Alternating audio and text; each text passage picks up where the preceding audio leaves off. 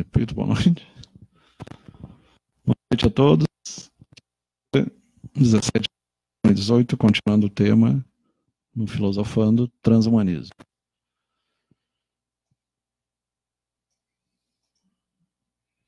No primeiro slide, vemos a seção mostrando a parte do neocórtex, que é o córtex que nos torna humanos, a parte frontal, pré-frontal, e ali mostrando o direito e o esquerdo. Um indivíduo, por exemplo, um indivíduo zangado, ansioso, deprimido, tem o sistema de fuga, e no frontal esquerdo, um indivíduo contente, entusiasmado e radiante. Então, o sistema de abordagem. E isso está provado.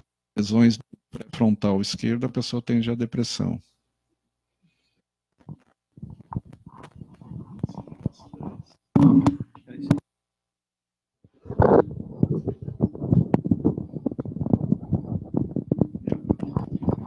Um momentinho enquanto o Flávio...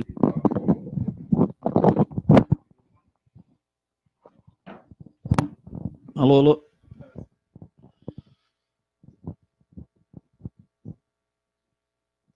Então, o pré-frontal esquerdo, aí passamos para a ínsula. A ínsula, em latim, é ilha. Então, a zona ali entre o pré-frontal, entre o temporal, que é essa parte da audição, junto aos ouvidos, e o parietal, que é mais acima. Ela é responsável pela energização, pela empatia, compaixão, felicidade e bondade.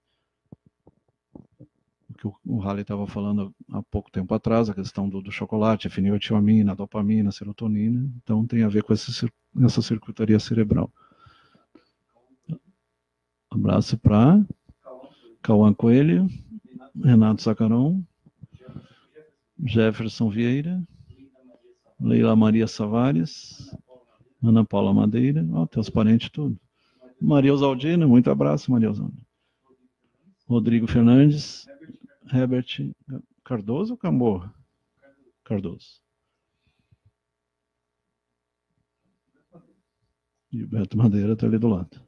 Então, compaixão, felicidade e bondade. A ínsula, se existe algum lado do cérebro que tem a ver com a espiritualidade, é a região da ínsula.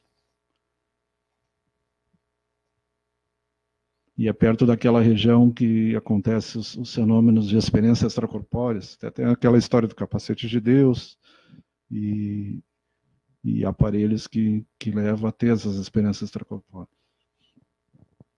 Fica mais ou menos nessa região aí.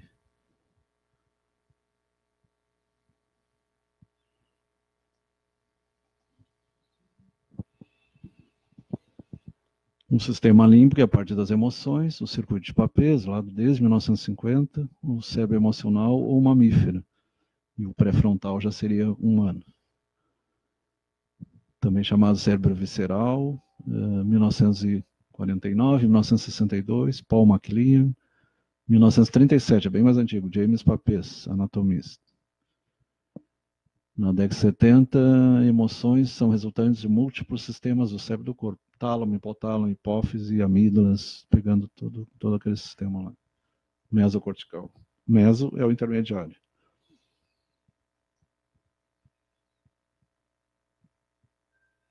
Você já foi. A parte ponte-bulba é responsável pela parte da circulação, da respiração e ali a parte das emoções propriamente ditas. E agora vamos entrar direto no transhumanismo. Isso aí é só para lembrar que o Descartes já estudava pineal, já estudava o cérebro.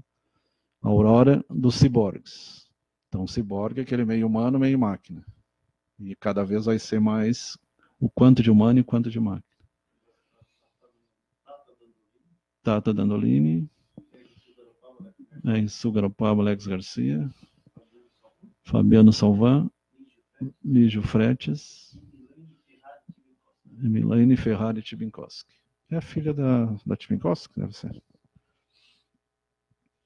Lá pelos anos de 2030, nós nos tornaremos mais seres não biológicos do que biológicos. Essa seria uma previsão de Ray Kurzweil é um dos futuristas. Tem uns 2, 3 futuristas aí que estão estudando, querendo levar a vida orgânica até os 140, 150 anos. Nós temos apenas pessoas... Ah, tá, lá em cima. Dualismo e materialismo. Então, dualismo seria a mente e a matéria, e o materialismo seria mais a matéria propriamente dita. Se bem que a gente sabe que matéria é energia condensada, né? No fundo, tudo é energia. Então, nós teremos apenas pessoas que assumirão que nós somos descendentes dos macacos. Todo mundo também fala e agradece por isso, por eles serem descendentes dos deuses. Marshall Salins. Marshall Salins. Então, tem algumas teorias, teoria dos astronautas antigos, que houveram experiências genéticas, cruzamento de macacos com extraterrestres. É uma teoria, oficialmente não é aceita, mas existem especulações a respeito. E é interessante que o Gênesis está no plural, façamos o homem nossa imagem e semelhança. Então, nós seríamos criações secundárias e não primárias. Wilson Schambeck, muito boa noite. Maria Aparecida Vitorassi. E estrelinha, quem é que está mandando ali? Meditação versus matéria. Não, mente versus matéria. Na verdade, é mente e corpo, né? Não tem como separar. Somente seria só o lado espiritual e só a matéria seria o corpo. Mas o corpo não sobrevive sem o espírito e um depende do outro.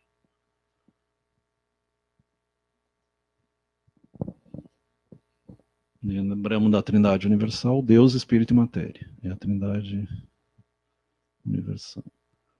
Alguns pesquisadores antigos, Zaratustra ou Zoroastro, na Pérsia, esse trouxe o dualismo, né? Porque ele falava Deus do bem, Deus do mal. Ele foi, junto com o Maniqueu, foi responsável para... O lado da esquerda lá. O do meio é Aristóteles, né?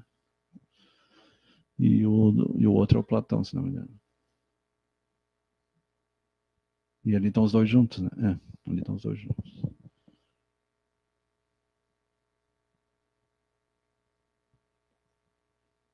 E o grande divisor de águas, que é o Mestre Jesus, né? Dividiu a história entre antes e depois dele.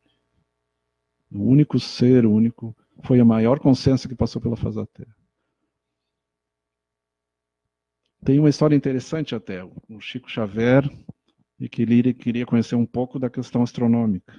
E aí, em desdobramento à noite, o Emmanuel levou ele começou a ver Uberaba de cima, Minas Gerais, o Brasil lá embaixo, e ele ficando cada vez mais estonteante. Daqui a pouco a Terra começou a desaparecer, Júpiter, Saturno. Quando eles saíram fora do Sistema Solar, começaram a ver a Via Láctea.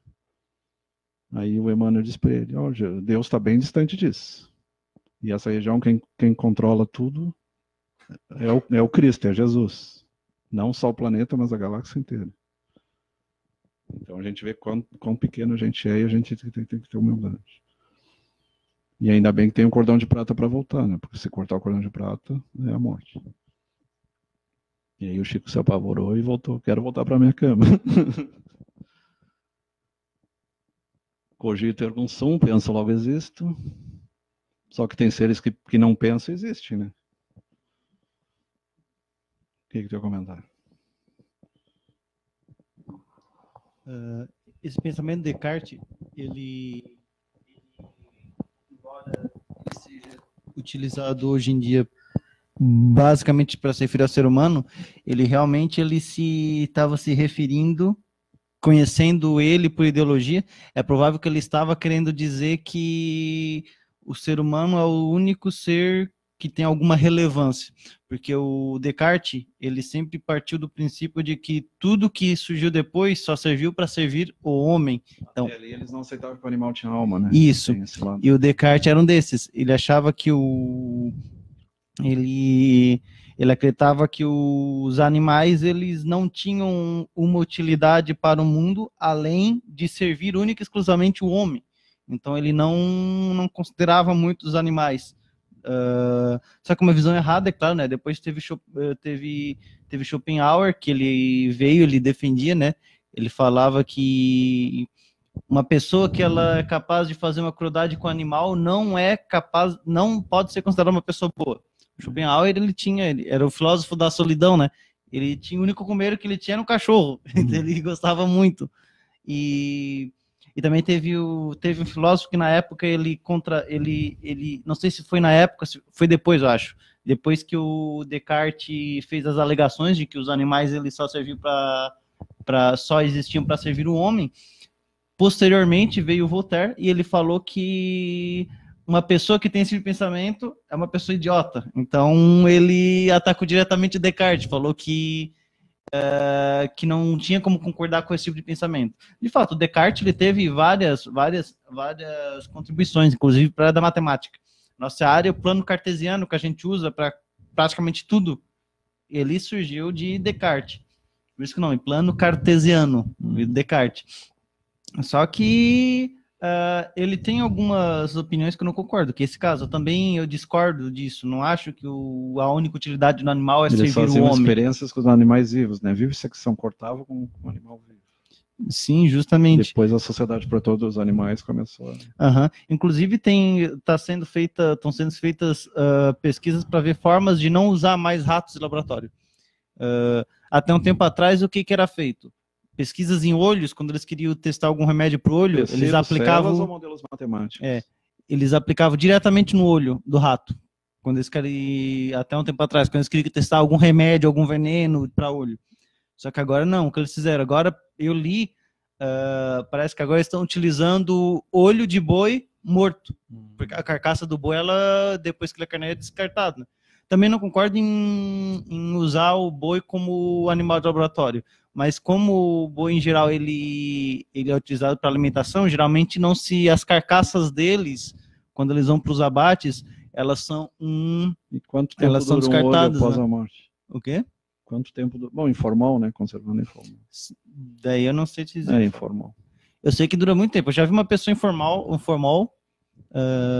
eu já vi lá o corpo da pessoa conservada informal. Os egípcios matavam o boi ápice. E eu fiquei meio decepcionado com o tamanho do cérebro da pessoa quando eu vi. É um pouquinho maior que a...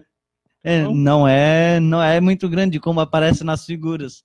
E eu fico impressionado com o cérebro do gato e do cachorro. Tão pequenininho e o bicho tão inteligente. Gato, muita gente acha que não é um animal inteligente, mas o gato é tão inteligente quanto o cachorro. Só que o gato ele é um animal mais independente. A gente diz que o cachorro é inteligente porque ele é muito sociável com a gente.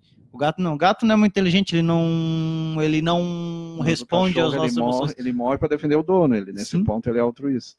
O gato pega e dá no pé. É mais esperto. Pior que não tá. Eu já vi casos de a pessoa, inclusive tem um vídeo no YouTube, o cara ele fez um teste com a namorada dele, que ela fez, ele falou, não, é o seguinte, tu vai me bater aqui, vai começar a me dar batida e eu vou começar a reclamar, chamar pelo gato. E, de fato, ela começou a bater no cara e ele começou a resmungar, fingir que tava doendo. O gato foi lá e ele avançou na mulher. Ele avançou e deu mordida. Ela disse que ela ficou com uma marca. Eu achei que tu ia falar aquela do porta-mala, que as mulheres não gostam. Não. Tô falando Sabe aquela história, né? Nem sei essa história também. O teu cachorro pode ficar no porta-mala, ele sai, vai te lamber, vai te fazer festa, agora tranca a tua mulher dentro do porta-mala. Voltando ali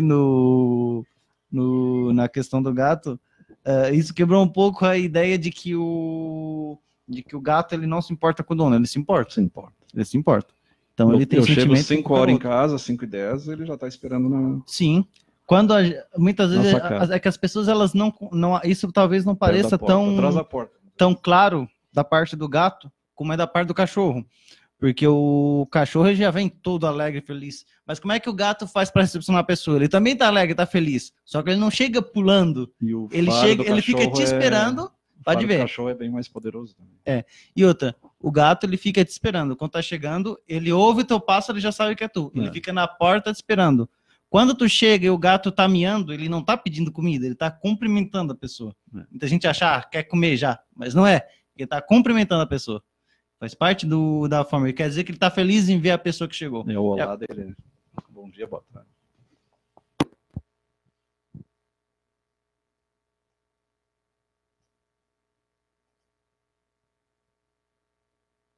Infelizmente, essa ideia, ele ficou conhecido por dividir a questão do materialismo, né? Depois o Malebranche, Leibniz. Malebranche era discípulo de Leibniz. Hã? Leibniz já foi falado. Maribel. Não, Marcel. Everson Policarpo, Maria Aparecida, já foi falado. Nessi Reco.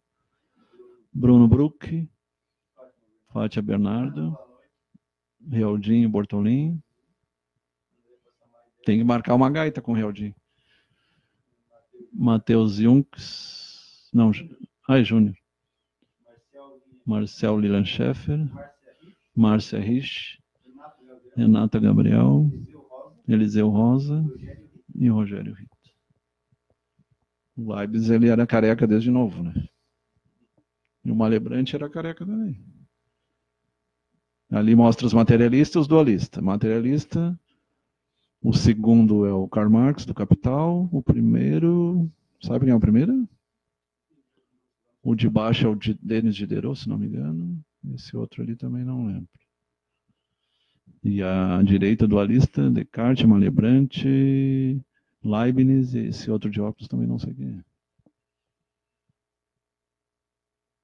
Ali deveria ter o nome embaixo, né?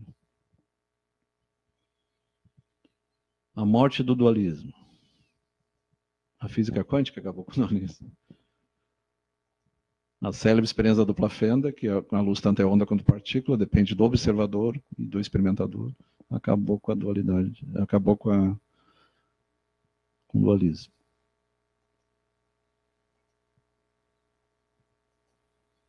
Que na verdade ele é os dois, né? Tanto onda quanto partícula. Entendendo seu corpo. Eu suponho que o corpo deve ser ajustado. Ah, não, apenas um escravo da máquina. Não é slave ali? Ah, tá, uma estátua da máquina feita na Terra. René Descartes. Ou uma máquina feita de terra, carbono, né? Nós somos carbono. Nós somos carbono, hidrogênio, oxigênio, nitrogênio e fósforo, entre outras coisas. A Aurora do Homem, aquela famosa cena do 2001, quando ele descobre num osso, num fêmur, ele faz um instrumento e aí começa a bater nos outros e gritar e começa a dominar. Aí o macho alfa, famoso. Mas aí é do 2001. Essa cena aí é 2001, uma Odisseia no Espaço. Herbert Marshall McLuhan.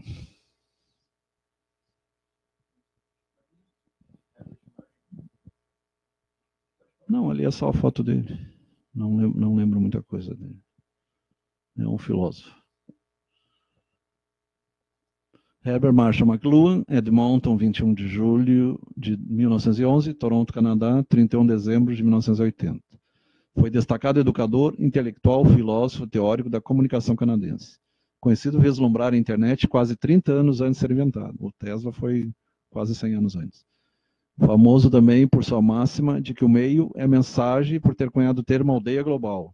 McLuhan foi pioneiro dos estudos culturais e estudo filosófico das transformações sociais, provocadas pela revolução tecnológica dos computadores e das telecomunicações. E um grande divulgador.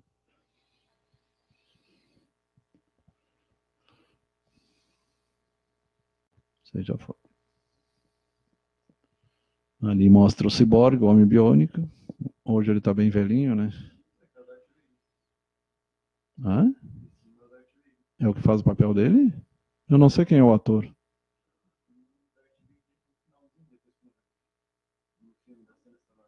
Ah, tá.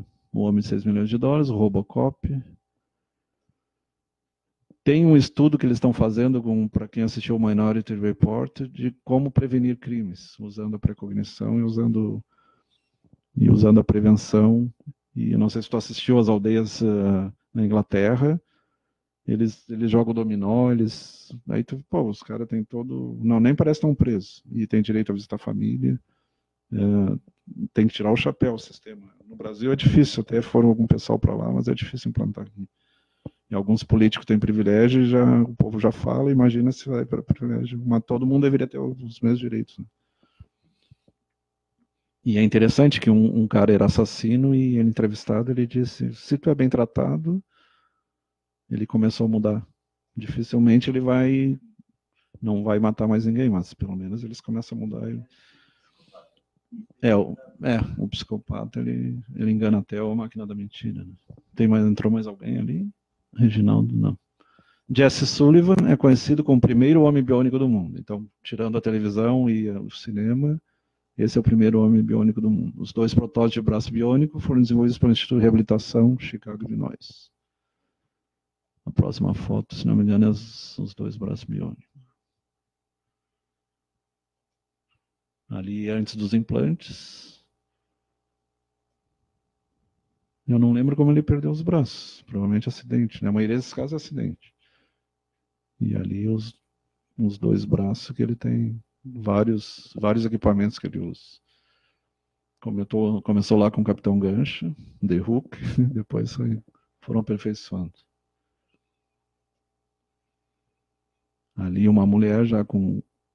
Aí não é só a mão biônica que nós vimos semana passada, mas é o braço inteiro, o ombro.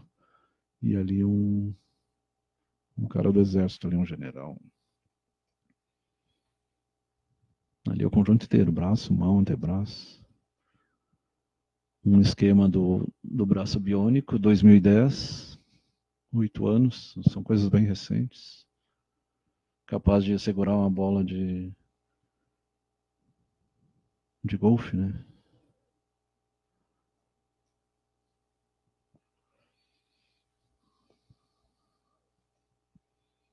A questão do olho, tem vários dispositivos, eu não sei como é que está aquela questão do óculos, mas o óculos conectando e possibilitando visão virtual.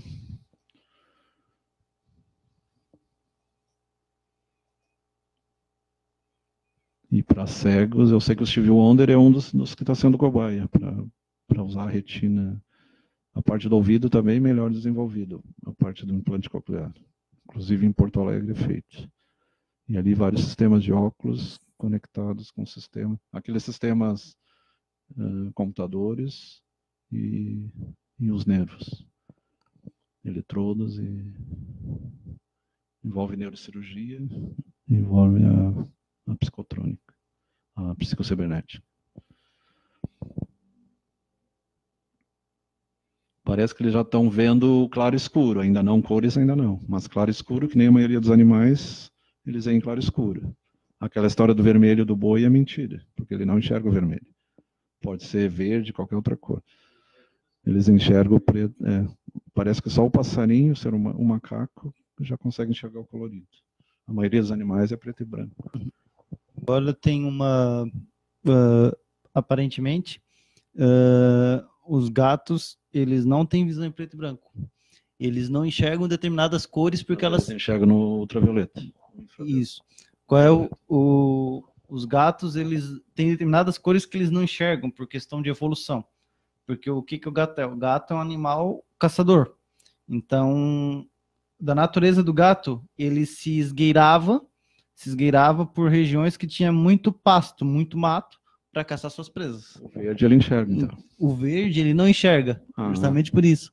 Por isso que ele consegue enxergar. Então, essas cores que elas são geralmente cores do ambiente, que a gente distingue muito bem. Ele vê a presa e não vê o... Interessante. Então, o gato, algumas pesquisas elas apontam que ele enxerga cores, ele não tem a visão em preto e branco, como até então acreditava-se, mas tem muitas cores que ele não enxerga por questão da natureza dele mesmo, por questão evolutiva, que é o verde, por exemplo, entre outras. Cores que, caso ele fosse um caçador, viesse atrapalhar ele. Uhum. Pelo mesmo motivo que os peixes abissais eles desenvolveram uma luzinha. Alguns peixes abissais desenvolveram uma luzinha aqui para eles poderem enxergar lá nas regiões mais inóspitas do fundo do mar.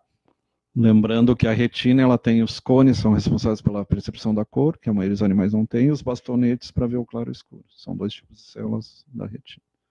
E, na verdade, quem vê é o cérebro occipital, lá de trás, através de fórmulas matemáticas Na verdade, é a psique, né? Mas a gente fala do cérebro, que é um intermediário.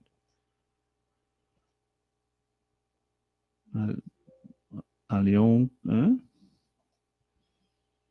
Ali mostra os humanoides primitivos. Então, alguns acreditam que foram feitos cruzamento de extraterrestres, embora cientificamente não é aceito, mas tem o Arquivo X, algumas séries, Teoria dos Astronautas Antigos, History Channel, que falam que houve experiências genéticas há 200 mil anos atrás, e já a partir de 3 milhões de anos atrás já teria experiências. Que teriam algumas coisas sugerem que seres mais evoluídos já tiveram na Terra muito antes do homem moderno. Tu já ouviu falar do horóscopo de... Não é horóscopo. É o calendário de Dendera. O calendário de Dendera no Egito chega a 15 a 20 mil anos. E se a humanidade, a partir da escrita, tem 6 mil anos, e da agricultura, como é que o calendário... Quem é que fez um calendário de 15 a 20 mil anos? Então tem muito questionamento. Tem a bateria que foi encontrada no Iraque, tem 3 mil anos. Então os caras já usaram energia, eletricidade há 3 mil anos atrás. Hidrovina. E a própria pirâmide do Egito, Baalbek, construções pelo mundo todo que sugerem que teve mais gente aí além do ser humano.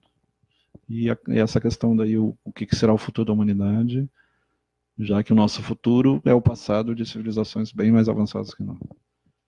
Que a gente chama extraterrestres, mas seriam ultraterrestres e interdimensionais também.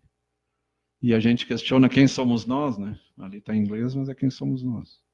Até que ponto somos inteligentes? Um cara que fuma, que bebe, que usa droga, ou faz guerra, ou está numa camisa de força. A questão da loucura também. O bicho não tem loucura, né? Ele pode ter agitação, pode ter estresse, mas não loucura. Loucura é exclusividade humana.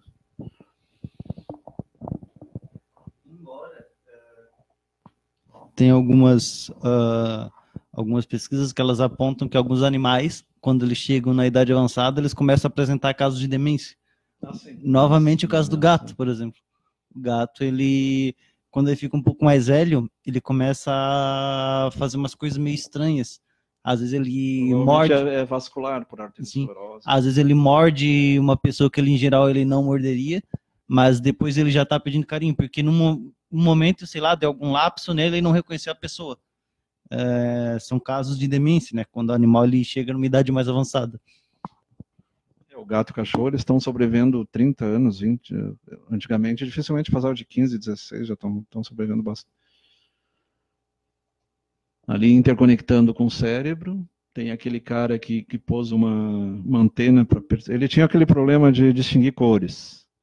Daltonismo, não lembro o nome agora. Ele confundia laranja com azul, fazia confusão de... É a hemianopsia. Hemianopsia, se não me engano. Então ele usava aquela antena para... E ali também o outro com vários aparelhos conectando os hemisférios frontais, ali, direito e esquerdo. Rosalina, Alcir Caetano, Rosalina Schaeffer. Ali mostra um inseto e mostra um inseto, os micro-robôs, né? Insetos de nanotecnologia. Está cada vez menor e a invenção é como a gente diz, ela é neutra, tu pode usar para o bem e para o mal. Tu pode usar para fazer médicos, para injetar na corrente sanguínea, para destruir células tumorais, por exemplo. Agora tem gente que pensa em usar esses insetos para causar uma trombose, um AVC, um derrame, para matar uma pessoa. Então a invenção é neutra. A pólvora foi feita para abrir túneis, mas pode matar. Então a invenção depende do uso que tu faz dela.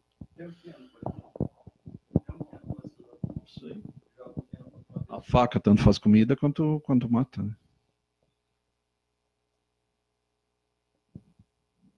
Isso aí está na revista Neuron. Essa aí acabou. Nós temos uma Terra... nós viemos à Terra para ajudar os outros. E o que os outros têm para você? Não tem nenhuma ideia. Fechou ou tem mais alguma coisa? Então, por hoje era isso. Ah, então tu não salvou aquele outro, ou ficou para... Ah, tá. Ah, tá, tá. É um terceiro programa. E, se não me engano, é parte da genética, parte... E outro assunto interessante depois ele vai separar é a questão do Tesla e da Sociedade Tesla de Brasília. O que eu... Ah, tá. Tem muita coisa interessante. Então continuamos transhumanismo na próxima semana. Boa noite a todos.